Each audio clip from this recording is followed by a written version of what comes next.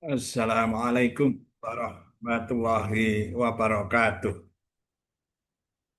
Bismillahirrahmanirrahim.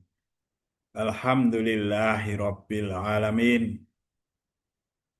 Alhamdulillahilladzi an'ama alaina bil iman wal islam wa adkhalana bisyari'ati nabiyil karim. Allahumma salli ala sayyidina Muhammad wa ala ali sayyidina Muhammad. Ya Rabbi salli alaihi wasallim. Para pemirsa yang budiman, para pemirsa Muzawin Channel, semoga semua sehat, selamat, aman, sejahtera, bahagia bersama keluarga, dan dimudahkan dalam segala urusan, dalam menjemput rezeki pemberian dari Allah. Allahumma amin. Rabbi syrah li sadri wa yassir li amri wahlul 'uqdatam min lisani yafqahu qawli.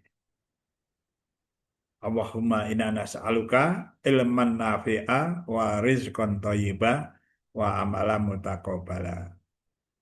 Bapak-bapak, ibu-ibu, mbak-mbak, mas-mas, adik-adik semuanya. Kita ini menjalani hidup bergantung kepada kebaikan, kebersihan dari hati kita. Hati kita itu ada di dalam dada, visudur.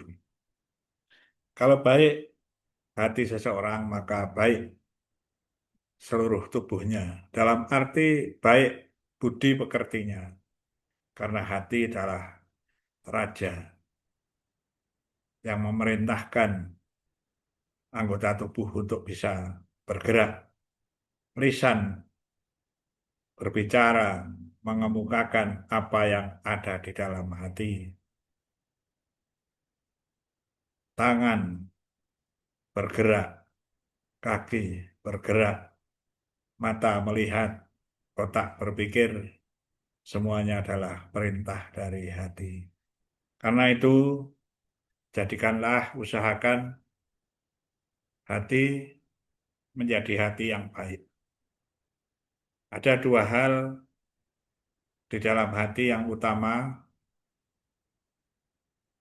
yang sering berkali-kali disebutkan oleh para ulama, fujuraha wa taqwaha. Fujur, tempatnya bisikan-bisikan yang tidak baik dari setan, dari juga manusia yang membisiki, dari pikiran-pikiran yang tidak baik, nafsu-nafsu yang jahat, di situ letaknya. Wa taqwaha, bisikan-bisikan yang baik dari para malaikat, nafsu-nafsu yang baik, sifat-sifat yang baik ada di dalam takwa. Namun keduanya itu sering disebutkan oleh orang, para ulama, juga sebenarnya juga berdasarkan hadis-hadis bahwa hati itu bolak-balik. Ya, sebagai gambaran bolak-balik kepada ujuraha wa taqwaha. Sangat cepat bolak-baliknya sehingga perlu untuk berdoa. Doa yang masyhur untuk bisa tetap teguh dalam agama itu yang biasa dibaca sejak dulu zaman para sahabat. Mudah-mudahan sampai sekarang dihafalkan jika bisa, ya semoga bisa. Bismillahirrahmanirrahim. Ya muqallibal qulub, tsabbit qalbi ala dinik. Wahai Tuhan yang membolak-balikkan hati, teguhkanlah hatiku pada agamamu. Jadi itu pertanda bahwa hati itu cepat sekali bolak-balik.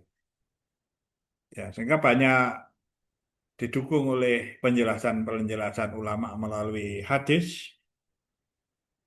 Ada tiga contoh ya dari sabda Nabi Muhammad SAW.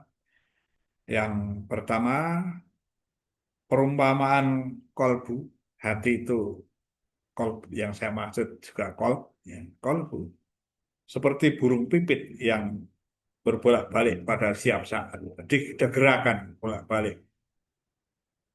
Ya tentu saja kalau eh, ada di suatu surat, fa'almaha fa'alhamaha fujuraha wa taqwaha.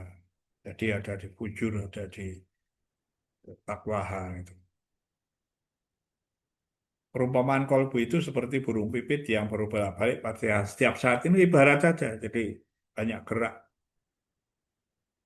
Kemudian juga yang kedua, perumpamaan kolbu yang berbolak-balik itu seperti panci yang menggelegak mendidihkan air itu bergerak cepat.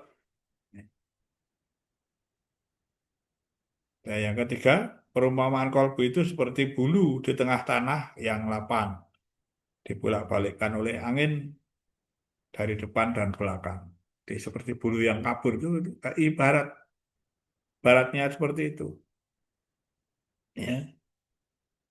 Jadi yang pertama itu dalam bahasa Arabnya mislul kolbi, mislul usfuri, wayatakob, wayatakollabu fi kulli sa'ah. Perumpamaan kolbu itu seperti burung pipit yang bolak-balik dan setiap saat. Fi kulli sa'ah. Juga mislul kolbi, fi takollubihi kal kitri idas tajma'at giliana. Perumpamaan kolbu yang bolak-balik itu seperti panci yang menggelegak. Ini kalau mendidih itu. Nah, mislu kolbi ka misri rishatin fi ardi walatin tukalibuha tukalibuha riyahu lohrol badan. Perumpamaan kolbu itu seperti bulu di tengah tanah yang lapang dibolak-balikkan oleh angin dari depan dan belakang itu ibarat saja, ibarat. Kita menangkapnya sebagai ibarat seperti itu, bolak-balik hati.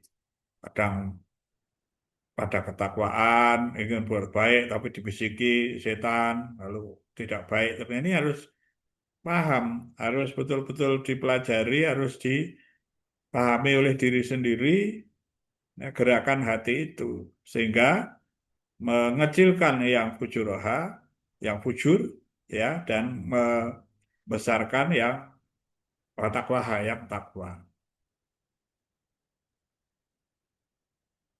Itulah Bapak dan Ibu, semoga kita bisa memahaminya, ya.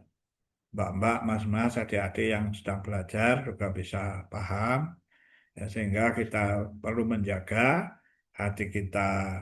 Karena hal ini sebagai sesuatu yang kadang oleh diri sendiri seseorang itu kurang dipahami, maka paling mudah, tanda petik ya, mudah itu kita ya berdoa. Ya muqallibal qulub, tsabbit qalbi ala dinik. Ini para sahabat juga dulu paham, ya, sehingga sering berdoa dengan doa ini. Ya, sering berdoa dengan ya muqallibal qulub, tsabbit qalbi ala dinik. Ya dihafalkan saja, mbak-mbak, mas-mas, adik-adik, nah, karena tidak panjang, pendek doanya. Ya muqallibal qulub, sabit qalbi ala dinik, ala dinika. teguhkan hatiku ini pada agamamu. Ya muqallibal qulub, wahai zat yang membolak-balikkan hati, sabit kolbi, teguhkan hatiku ini ala dinik, pada agamamu. Mari kita hafalkan lagi. Ya muqallibal qulub, sabit kolbi ala dinik. Nih, semoga hafal dan kadang-kadang dibaca ya supaya hati kita dijaga oleh Allah, dijaga pada kebaikan dan lebih banyak pemikiran-pemikiran hidayah pada ranah ketakwaan dan kita menuju menjadi hamba Allah yang takwa. Barang siapa bertakwa, tentu saja suatu karunia yang besar dari Allah. Semoga bermanfaat bagi kita semua, bagi diri saya dan teman-teman, dan juga Bapak Ibu, Mbak-mbak, Mas-mas, adik-adik semuanya. Semoga bisa dipetik manfaatnya. Tentu saja, sebagaimana yang sering saya sampaikan, apa-apa itu diperiksa lagi, ya, dicek lagi, ditanyakan kepada para alim ulama, ya, arif billah, alim ulama yang arif billah, yang berakhlak mulia. Semoga memperoleh pemahaman yang lebih baik.